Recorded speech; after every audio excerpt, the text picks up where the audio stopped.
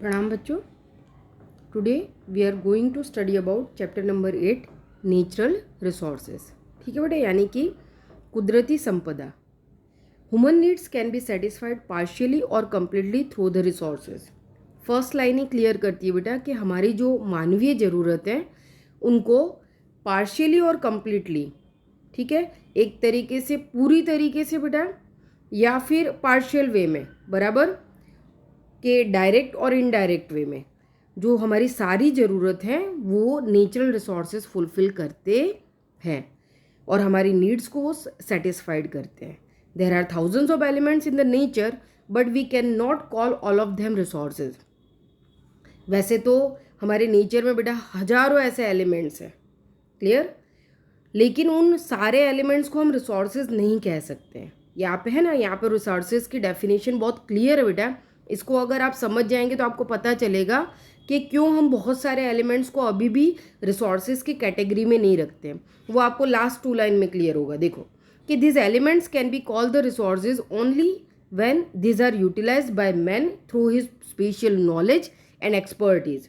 ये एलिमेंट्स बेटा रिसोर्सेज तभी माने जा सकते हैं जब इंसान अपनी नॉलेज और अपनी एक्सपर्टीज से इसका यूटिलाइजेशन, एक तरीके से इसका उपयोग करना हमको आता हो, हम जानते हो कि ये हमारे लिए किस तरीके से यूज़फुल है, ये हमारी लाइफ को कैसे इजी बनाते, ये हमारी लाइफ को कैसे बेटर बनाएंगे, क्लियर, तभी हम इनको रिसोर्सेज कह सकते हैं। आज भी बहुत सारे ऐसे एलिमेंट्स हैं बेटा जिनका प्रॉपर यूज़ हम नहीं जानते हैं, इसीलिए उन एलिमेंट्स को हम रिसोर्सेज की कैटेगरी में नहीं रख सकते हैं। हो सकता है वो हमारे लिए बहुत यूज़फुल है, लेकिन आज भी हमारे पास वो नॉलेज नहीं है जिसकी वजह से हमने उनको रिसोर्सेज में कैटेगराइज नहीं किया है, क्लियर। तो पहले आपको ये जो 2 लाइन्स है बेटा, second number and third number, इसकी वजह से आपको रिसोर्सेज की डिफाइन क्लियर हो जाती है बेटा कि रिसोर्सेज हम उन्हीं एलिमेंट्स को मान सकते हैं जिनका प्रॉपर यूटिलाइजेशन, यूज़ हमको पता हो, जो हमारे लिए यूज़फुल हो, जो हमारे उपयोग में आ सकते हों, क्लियर। अब इसके बाद देखो कि in other words the things of which the man is depended, human needs can be fulfilled by them and man has the physical and intellectual capacity to utilize them can be called as resources। अब यहाँ पे resources पे एकदम simple definition दी है कि जिन चीज़ों पे बेटा ह्यूमन नीड्स डिपेंडेड है और जो पर्टिकुलर एलिमेंट्स जो है ह्यूमन नीड्स को फुलफिल करते हैं, बराबर, जिसको हम फिजिकली और इंटेलेक्चुअली कैपेसिटी जो है कि टू यूटिलाइज देम, हमारे पास शारीरिक रूप से और मानसिक रूप से बेटा वो हमारे पास एक कैपेबिलिटी है कि हम उसको यूज़ कर पाए, बराबर, ऐसी पर्टिकुलर एलिमेंट्स को हम रिसोर्सेज कहते हैं। In this way any things which is use to fulfil the human needs become a resources. इस वजह से हम ये मान सकते हैं कि जो भी एलिमेंट्स हैं वो हमारी नीड्स को फुलफिल करते हैं, हम उनको रिसोर्सेज मानते हैं। इन ancient time man did not know about the minerals buried with in the land, so this were not the resources at that time, but today these are extremely useful due to their utility and the developed techniques of mining। Clear बेटा, यहाँ पे देखो ये चीज़ clear समझ में आ जा रही है कि ये जो मिनरल्स है बेटा ये तो हजारों करोड़ों साल से एक तरीके से ब्यूरिड यानी कि ज़मीन में दफन थे, लेकिन हम इनके यूजेस नहीं जानते थे, हमको नहीं पता था कि ये हमारी लाइफ में कहाँ कहाँ यूज़फुल होंगे। लेकिन धीरे धीरे हमने हमारे नॉलेज, हमारी एक्सपर्टीज से, क्लियर, यहाँ पे जो सेकंड लाइन में ये स्पेशल नॉलेज और एक्सपर्टीज़ वाला जो वर्ड है ना, ये आपको ध्यान में रखना है कि हमने धीरे धीरे हमारे नॉलेज से, हमारी एक्सपर्टीज़ से ऐसे बहुत सारे एलिमेंट्स हैं जिनके यूजेस हमको समझ में आने लगे। अब जैसे कि फायर बेटा, है ना, उस समय हमने अर्ली एज में भी हमने देखा हो कि किस तरीके से हमको फायर का यूज़ समझ में आने लगा कि वो रो मीट को एक तरीके से कुक कर सकता था, पका सकता था, जो खाने में और ईजी था। हमने राफ्ट और बोट बनाना सीखा तो हमको वुड के बहुत सारे यूज़ समझ में आए, हमको डोमेस्टिकल एनिमल्स के बहुत सारे यूज़ समझ में आए कि भाई उनका लेदर किस तरीके से हमको अलग अलग तरीके के एनवायरमेंटल कंडीशन में प्रोटेक्ट रखता है, क्लियर, फायर किस तरीके से हमको वाइल्ड एनिमल्स से प्रोटेक्ट रखती है। तो फिर धीरे धीरे हमने फार्मिंग करना सीखा। तो यहाँ पे हम समझ सकते हैं कि जैसे जैसे हम इन एलिमेंट्स के यूजेस अपने नॉलेज और अपने एक्सपर्टीज से सीखते गए बेटा, वैसे वैसे ये हमारे लिए रिसोर्सेज बनते गए। ये थे तो हजारों करोड़ों साल से, पर हम इनका यूजेस जानते नहीं थे, क्लियर। बहुत सारे ऐसे फल फूल पौधे सब कुछ था, लेकिन हम फार्मिंग करना नहीं जानते थे। जब हमने फार्मिंग करना सीख लिया तो वही पर्टिकुलर सीड्स जो है वो हमारे लिए एक तरीके से क्या हो गए, रिसोर्सेज एज फूड हो गए। क्लियर? यहाँ देखो बेटा, फिर हमने माइनिंग, जैसे टेक्निक ऑफ माइनिंग, माइनिंग करना मतलब एक तरीके से बेटा खनन करना, जैसे कि कोल है ना, कोल माइंस आपने साइंस में बहुत पढ़ा है कोल माइंस के बारे में। आगे के चैप्टर्स में भी हम कोल के टाइप्स और ये सब बहुत डिटेल पढ़ने वाले हैं। तो जब हम माइनिंग करना सीख गए बेटा, तो हमने बहुत सारी ऐसी चीज़ें हैं जो ज़मीन में दफन थी, इनको खोद करके बाहर निकाला। आज कोल को हम एनर्जी रिसोर्सेज के रूप में सबसे ज़्यादा बेटर वे में यूज़ करते हैं। आज हमारे पास दूसरी बहुत सारी टेक्निक आ गई है, लेकिन फिर भी कोल के जितना बेटर एनर्जी रिसोर्सेज आज भी हमारे लिए अवेलेबल नहीं है। तो हम मान सकते हैं इस चीज़ को। The natural resources should have both the virtues of utility and capability to work. ठीक है बेटा, यहाँ पे वर्च्यूज वर्ड यूज हुआ है। जो नेचुरल रिसोर्सेज है बेटा, उनके पास अपने गुण धर्म है बेटा। Utility and capability to work, एक तरीके से यूज करने की, उसमें जो कैपेबिलिटी है बेटा, उसमें जो क्षमता है बराबर, उसके बहुत सारे ऐसे वर्च्यूज है, बहुत सारे ऐसे गुणधर्म है जो हमारे लिए बहुत सारे अलग अलग स्टेप में, स्टेजेस में हमारे काम में आते हैं। The resources are made of the intersections of the three. अब रिसोर्सेज जो है बेटा, ये 3 इंटरसेक्शन से बना हुआ है। Okay, which are they? Nature, man and culture.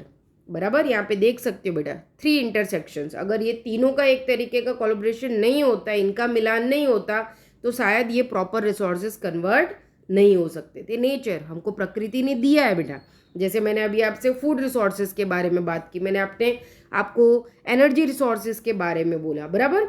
तो नेचर ने हमको दिया है, पर उसका यूजेस हम नहीं करना जानते थे। तो यहाँ पे सेकेंड लाइन में हमने देखा कि धीरे धीरे हमने हमारे नॉलेज, हमने एक्सपर्टीज से, मैन क्या किया, मैन ने उनके यूजेस ढूंढ निकाले कि भाई हमारी लाइफ में को कैसे ही हमारी नीड्स को फुलफिल करते हैं। क्लियर? और फिर बेटा कल्चर, धीरे धीरे कल्चर डेवलप हुआ बेटा। जब कल्चर डेवलप होने लगा, हम एक सिविलाइज्ड मैनर में जीने लगे, तो हमारी और भी नीड्स एक तरीके से बढ़ती चली गई। उन नीड्स को फुलफिल करने के लिए हमने धीरे धीरे क्या किया कि हर उस चीज़ को ढूंढना शुरू किया जो हमारी लाइफ को बेटर बना सकती थी।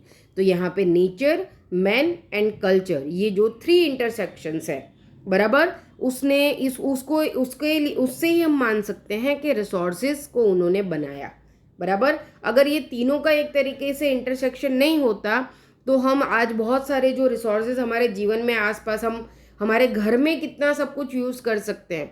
ठीक है ना? तो आप अंदाज़ा लगा सकते हो, चाहे वो हमारे किचन का खाना हो, हमारे घर का फर्नीचर हो बेटा, ठीक है, हमारे व्हीकल्स हो, सब कुछ जो हमारी डेली लाइफ में हमारे लिए यूज़फुल है, ये सब कुछ इन रिसोर्सेज के थ्रू ही हमारे पास पहुंचा है। इन्होंने ही हमारी नीड्स को कंप्लीट किया है। ओके, अब यहाँ देख सकते हो आप, उसके बाद यूजेस ऑफ रिसोर्सेज। अब रिसोर्सेज के यूजेस क्या है बेटा, कि resources are useful to us in many ways. We learn about its role gradually at every stage of human life. All the activities from the agriculture to industries ultimately depended on the natural resources. Let us know more about that. ठीक है बेटा, agriculture से लेके industries तक की सारी जितनी भी एक्टिविटीज़ है बेटा, डायरेक्ट और इनडायरेक्ट वे में किस पे डिपेंडेड है? Depended on resources. अब यहाँ पे रिसोर्सेज को अलग अलग फॉर्म में बेटा एक तरीके से उनका डिविजन्स कर दिया गया है। Resources as food, resources as source of raw material and resources as energy resources. Clear? तो रिसोर्सेज एज फूड को देखो बेटा कि various food requirement of man are complied by the various resources. ठीक है बेटा, हमारी बहुत सारी जो रिक्वायरमेंट है, फूड रिक्वायरमेंट है, वो इन नेचुरल रिसोर्सेज के थ्रू ही फुलफिल होती है। Fruits grown unnaturally, various crops obtained through the agriculture, milk and its product and meat obtained through the domestic animals, fish and other aquatic animals from the reservoirs, honey prepared by the honeybees etc. are used as the food item. यहाँ पे clear है बेटा, food है, crop है, बहुत सारे agriculture जो farm में, ठीक है, हमारे किसान उगाते हैं बेटा। मिल्क है, जो डोमेस्टिकल एनिमल्स है बेटा, उनसे हमको मिलता है। लेदर है, वो भी हमको उनसे ऑब्टेन होता है। यहाँ पे हनी, जो हनी बीज जो है, वो हनी जो मध प्रिपेयर करती है बेटा, ये हजारों साल से हमारे इंडियन कल्चर में, एक तरीके से हमारे आयुर्वेद में इसका बहुत महत्व रहा है बराबर, कि एक तरीके से हर्बल मेडिसिन के रूप में हम इसको यूज़ करते चले आए हैं। ठीक है बेटा, बहुत सारे रिजॉर्वियर्स जो वाटर एनिमल्स और इस तरीके के एक्वेटिक एनिमल्स है बेटा, फिश है, बराबर। तो ये जो फ्रॉम द रिजॉर्वियर्स अलग अलग अलग अलग वे में जो हमको अलग अलग जगहों से मिलते हैं, लेकिन फिशरी इंडस्ट्रीज हमने देखा है कि वो एक्वेटिक लाइफ के ऊपर डिपेंडेड है। फिर यहाँ पे आप देख सकते हो, जैसे कि मैं आपको हनी बी के बारे में बात कर रहे थे बेटा, है ना। छोटा सा बच्चा होता है, आपने कई बार देखा है कि उसको जो एक तरीके से वो निप्पल पकड़ाया जाता है ना, रबर जैसा होता है, उसके ऊपर सबसे पहले क्या करते बेटा, हनी लगा देते, मध लगाते थे। वो धीरे धीरे धीरे धीरे उसको चाटता रहता है। तो क्योंकि हमारे पहले से पुराने जो लोग थे बेटा, उनको सबको समझ में आता है, सबसे पहले उसको कुछ चाटने के लिए अगर दिया भी जाता है बेटा, या तो गुड़ या तो हनी दिया जाता है। क्यों?